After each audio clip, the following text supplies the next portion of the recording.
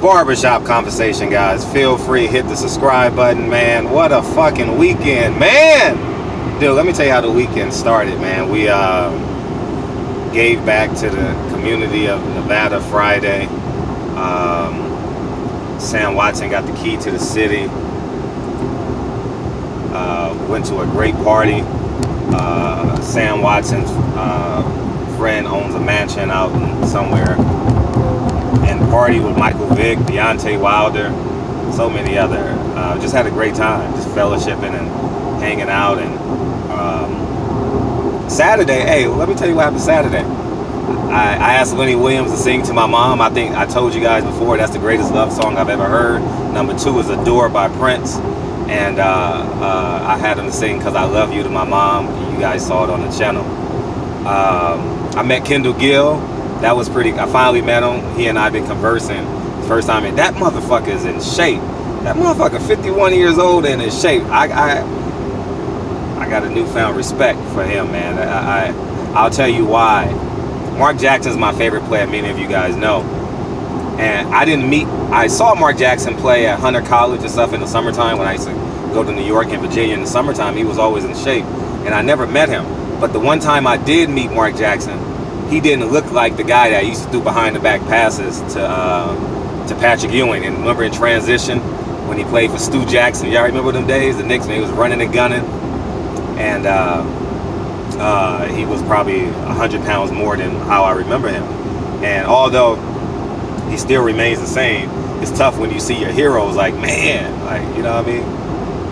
You don't want your superheroes to be ordinary, you know. And Kendall Gill is just, he's in fucking amazing shape. Damn. And what else happened? Great time, man. Great time.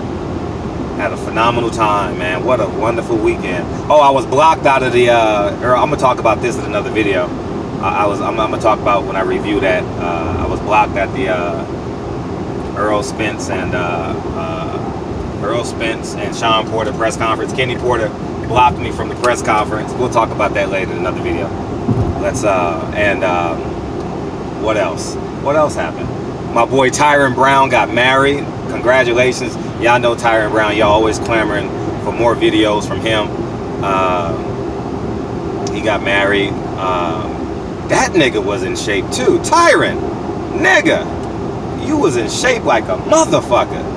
Man, I've been following you on, I'm gonna get to the, I've been following you obviously forever, but you've been going really hard, man. You and your now wife, Lottie with the body, Nikki with the body, is that what you said? Something like that. Beautiful couple. God damn, y'all kids gonna be beautiful, man. And we gave back to L Boogie, Lauren. Y'all know her. I always hang out with her when we're in Vegas. She couldn't hang out with me because she had her daughter this weekend, but we ended up hooking up Saturday morning to give back to a young man by the name of Elijah. That was just fucking fantastic. What else? You guys saw it between my Instagram and my YouTube channel. When I say I had a blast this weekend, what a time. And you know what I learned, before I get into the fight, what I want to thank y'all for, and what I know is really, really important. 2 years ago, fight night, and I'm gonna get to the point in a second. 2 years ago, fight night, I could have went anywhere I wanted, done anything I wanted, did anything I wanted.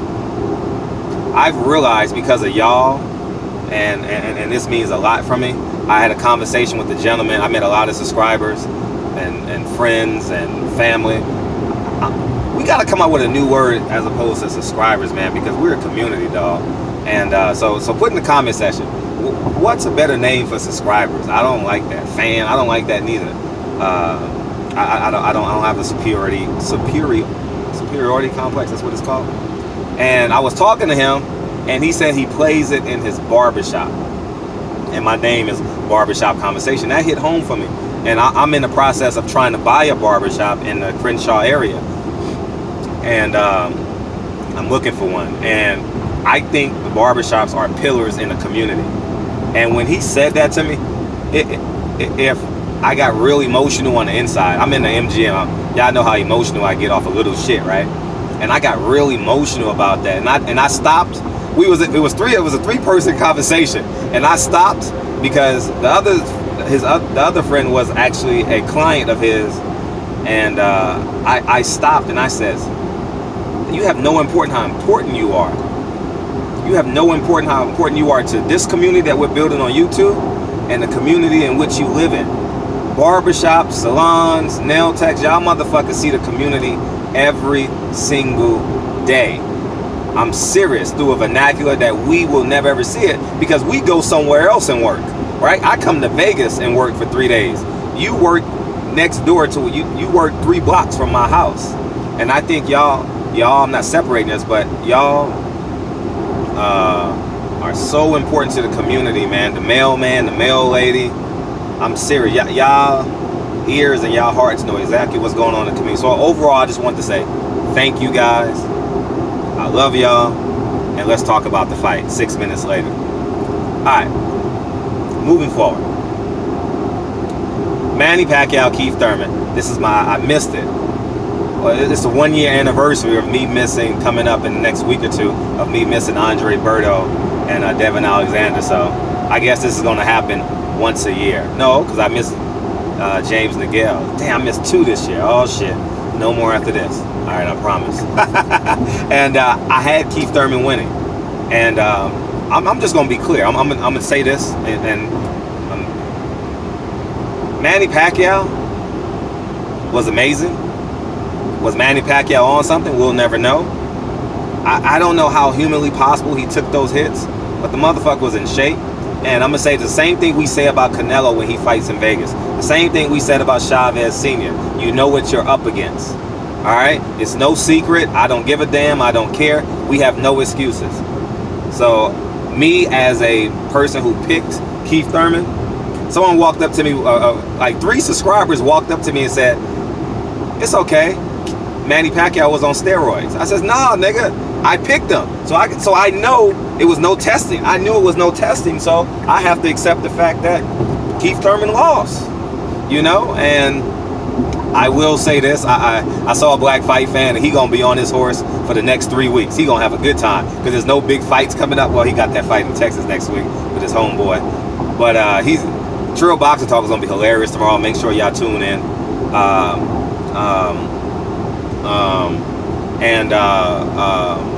But yeah, Keith Thurman fought hard. Keith Thurman could have given up. I'm gonna tell you what my eyes saw. I saw him lose the first 5 rounds. I thought he was down 6-0. And the irony about this is everything matters. Manny Pacquiao didn't knock him down because of the power. Manny Pacquiao knocked him down because of being a technician. Keith Thurman wasn't technical in that moment. His feet were square. His upper body was in front of his feet. Off balance. Equilibrium's off. It was just a knockdown. Keith Thurman wasn't hurt. Maybe was stunned. It was a punch, right? But maybe was kind of humbled a little bit. I thought that punch at the end of the body shot, and when he was hit flush in the face at the end of the 4th, 5th, or 6th round, I thought those were the 2 most telling blows of the fight. And I'll say this, Keith Thurman could have packed it in. Shane Mosley said it in his interview when I interviewed him. He definitely could have packed it in. I thought he showed amazing resilience. Obviously, Keith Thurman was humbled. I don't know where he goes from here. I would say he maybe gets the loser of Sean Porter, Earl Spence. Maybe that's a possibility. Or he gets the winner of Miguel Cruz, Andre Berto. You understand what I'm saying? Maybe that's a possibility. That's coming up August 3rd. So I like where the welterweight division is. It's exciting. It was sold out, 14,500 people. The last 2 shows I've covered for PBC have been sold out. Regardless of how you feel the number, it's been sold out, okay? And that's the goal of a promotion, is to sell it out, all right? The goal is the promotion is to get on Fox 2 million viewers. I don't know what, it's pay-per-view. So I would say the goal for this is 500,000 pay-per-views, right? Earl did 400,000. I would say between 500,000 and 600,000 is a success, all right? And I said that it was gonna be a sellout because of what it looked like on Tuesday. And I would honestly say the crowd was 97% Manny Pacquiao, 3% Keith Thurman. I'm being real. You could see it, obviously, being Filipino, and you can hear it, and you can feel it. Manny Pacquiao fans love him, and they believe, as we do about Deontay Wilder, they believe about Manny Pacquiao, so you gotta love it. And it was a great environment to be around. Shouts to PBC. I thought they put on a phenomenal show. And that's it. So moving forward, Manny Pacquiao, Keith Thurman couldn't figure out Manny Pacquiao the first couple of rounds. He was confused. When I say he was confused, he was confused. But the irony about it is, if he gets out of round one, that was a 3-point play. That's like getting fouled on a dunk, right? Why the fuck would you foul him? That was just a brain fart by Keith Thurman. Manny Pacquiao never throws one punch, right? So if you throw up one guard, you got to throw up two guards, or you got to counter. You get what I'm saying? And he didn't do it. That was first round getting into the groove of things. You understand? And it came back and nipped him in the butt. The second round, Manny Pacquiao. Third round, fourth round, round about the sixth round. I don't know it to be true, but I knew there was a sense of desperation coming after round 5. I thought Keith Thurman won round 6. There was a sense of desperation for Keith Thurman, and he said it in the press conference. He said the rounds, whenever a fighter say the rounds were going by fast, that means it was going in one direction, whether he was winning or whether the other person was winning, for the most part, right? And I thought it was a very fast-paced fight. I thought they were fighting, both of them were fighting downhill, if you guys understand the analogy. I liken this fight to, remember that game years ago when Bo Kimball played for Loyola Marymount and they beat Michigan, and that score was like 150 to 130 or some shit? It reminded me of that game, you know what I mean? Like when it was just back and forth, and obviously Manny Pacquiao being Loyola Marymount and Keith Thurman being Michigan. And I think it was after Michigan had won the championship, right? And so and around about the 9th round, or the 8th or 9th round, Manny Pacquiao hit him with a body shot that fucking flattened Keith Thurman's momentum. Keith Thurman was winning that round, in my humble opinion. I think he was. And that body shot just deflated Keith Thurman. When I say deflated him, and you can only understand this if you've competed on anything, right? You're down by 9. You finally get the shit under 10, right? And your motherfucking small forward takes the 3 in transition. No, nigga, you're a slasher and a rebounder, you dumb fuck. Why the fuck did you take this 3? Klay Thompson's in the game to take the 3. Draymond Green, you understand? And they get the long rebound and they get a transition layup, and now you're down 11. If Klay Thompson makes the 3, you're down 6 points, and they call timeout. You understand what I'm saying? If he gets through round 9 or round 10 and don't get hit with that body shot, rounds 11 and rounds 12 would have been hell to pay for somebody. It would have been very contentious. You understand? But I'll say this: Manny Pacquiao can beat anyone in the welterweight division. He is who he is, man. And you guys understand me when I say he is who he is. There won't be no testing. He will dictate what the hell happens. He is the draw. He's going to carry the promotions, and that's just the reality. That's just the reality. These are just the truths. You understand what I'm saying? So I said all that to say this. What does Manny Pacquiao do next? I say he worked very, very hard to get Floyd Mayweather. Take 30%. Take 25%. That should be his goal. To get... I'm talking about from a business perspective. I'm not talking about in terms of what we want to see. I'll get to what we want to see later. Alright? He should work very hard to try and get Floyd Mayweather. And if he can't get him, find somebody like Amir Khan or somebody. Right? That could be on pay-per-view somewhere. Because I don't know what's the infatuation with Amir Khan. He may not have any fucking... he may not have any fans neither. You understand what I'm saying? I don't know that to be true. It may just be fake, and I don't know, but maybe someone like him, you know, maybe he can pull a UFC fighter. I don't think so. He doesn't have that. He doesn't have that street cred or something. You need kind of like that culture-ish kind of like a Conor McGregor. He had that street cred, that swag, that juice, that sauce. So I think that cruise control back on. I think that but from a pragmatic perspective, he fights the winner of Errol Spence, Sean Porter next March at Dallas Cowboys Stadium, and everyone cashes out. We got what we came to do. And Floyd Mayweather's going to have to make a decision by December because he has to start training camp. He's probably going to start training camp today. He has that kind of mindset. He's going to test his body out this week and see how he feels because he knows him with the victory like that, with this momentum, with the sellout crowd.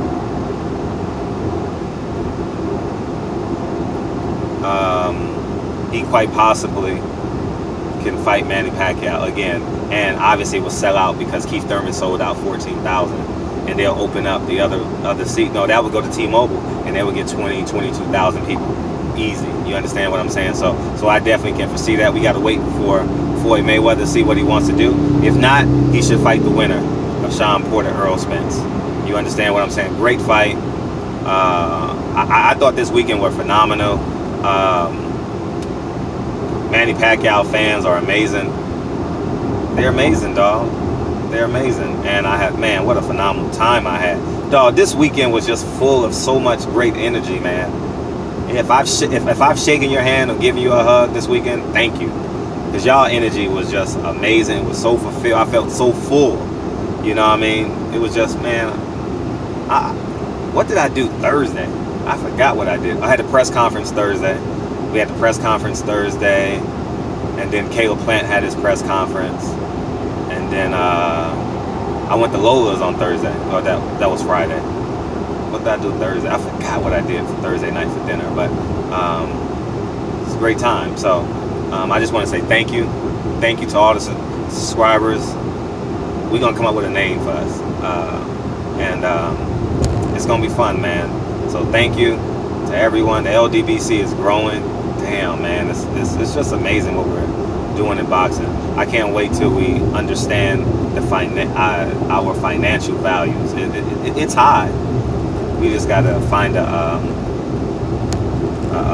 rule break where we can gauge it. You understand what I'm saying? But thank you guys. I never thought it would come to this.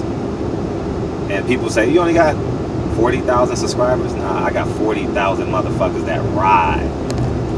Like, what we gonna do in LA on September 28th, it's gonna be 500 people there. I'm gonna tell you why I know it's gonna be 500 people there. It's gonna be niggas with tattoos on their face.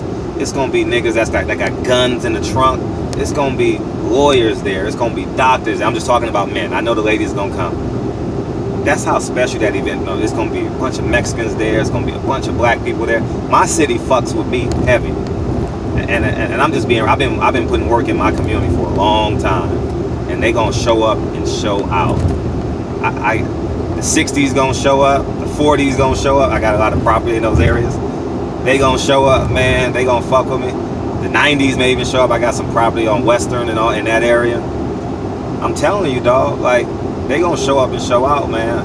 I got motherfuckers. My eviction team gonna show up. I'm telling y'all niggas, man. Gangsters, lawyers, doctors gonna show up. I'm telling you. It's just gonna be an amazing event. Sam Watson and I gonna put something together. We spoke about it briefly. It's gonna be amazing. Maybe I don't know if it's gonna be haircuts. I don't know if it's gonna be a barbecue. Maybe it's gonna be a potluck barbecue. Y'all bring something. But Earl, September 28th, keep that morning open, okay? 8 to 12. Keep 8 a.m. to 2 p.m. open, okay? If you're coming in, go to Venice Beach on Friday, okay? Go to Santa Monica Promenade on Friday, and go to Venice Beach and the Promenade on Friday after the weigh-in. Go enjoy your Friday. But what we're going to do Saturday morning is going to be amazing. We're going to have at least 500 people there. I'm telling you. I'm bringing 200 people by myself. Sam bringing 200 people by himself. I'm just being real with y'all. LDBC, new media, bringing 200 people by themselves. It's gonna be the most amazing thing we've ever seen, dog. And I've gotten at least 10 emails from y'all, man. I'm in. How can I help? And I tell y'all, hit me after Labor Day. So we got a month to plan this shit out. because y'all energy online is gonna tell me what we're doing. Okay, how should we do this, man? Because I want to get through this backpack giveaway too. I got a backpack giveaway. I think it's gonna be August 25th. I want to get through that. You know what I mean? And I might be going in escrow on a building, and I'm trying to find a barbershop within the next 30 days. So after Labor Day, I'll have a sense of like where I can just put 100% in. And Team Spence, if y'all want to be a part of it, I don't have a real true connection with y'all. You're more than welcome to be a part of it, for sure. And we just gonna have a great time with it, man. So, and whoever else is on the undercard, maybe David Benavidez and Andre Durrell's team. I know they watch the videos, man.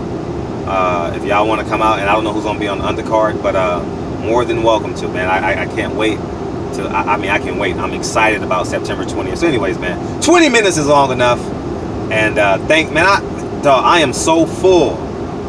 I can't wait to get home and hug my kids, man. And Lincoln gonna jump on me, and Kennedy. Daddy. She's one, so it's a beautiful thing. So, barbershop conversations, man. Feel free to hit the subscribe button. And how far am I away? What's my? Oh shit! 90 miles. I'm 90 miles out. I'm 90 miles out. So I got 90 miles to go, and I got 160 in the clip. So I'll get home with about 60, 65. Fuck, and I just ran into traffic. 65 miles. So barbershop conversations, man. Feel free to hit the subscribe button. Thank you guys. Next fight I'm covering probably be in September. I don't know if I'm not going to New York for Adam Kornowski. I don't think I'm going to Baltimore because the flight tickets are just fucking ridiculous. I know I'll get there in the fall at some point. Maybe I'll go to a smaller fight just to touch Baltimore.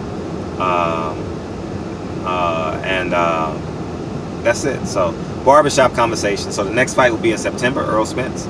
Well, I may not even cover that fight. You know, Kenny Porter don't want me to come, so he's going to do his due diligence to try and block me as best as he can. And that's okay. We're going to work around it. I own a piece of this boxing market, and it's because of y'all. All right? We own a piece of this boxing community. And we ain't going to do nothing but grow. Nothing stops us. If they didn't make you, they can't break you. And that's just the reality of this game. I'm built for this. So anyways, man, barbershop conversations, man. Feel free, hit the subscribe button. And more videos to come. I'm in traffic, so I can type up the title now. Barbershop conversation. I'll holla, peace.